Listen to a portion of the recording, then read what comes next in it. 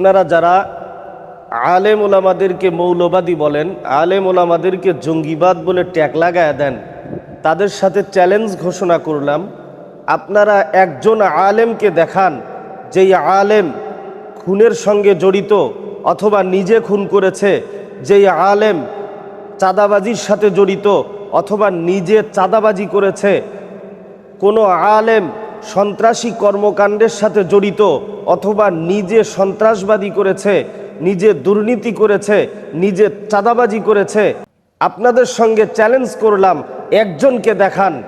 আপনারা দেখাইতে পারবেন না, একজন আলেমকে দেখাইতে পারবেন না। অথচ আমরা দেখাইতে পারবো।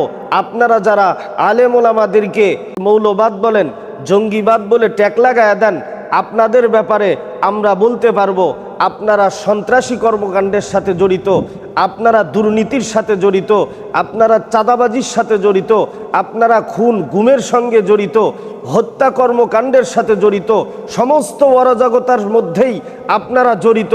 অথচ আপনারা সন্ত্রাসী কর্মকাণ্ড নিজের কাঁধে না নিয়ে আলেম ওলামাদের কাদের ওপরে চাপায়া দিতে চান।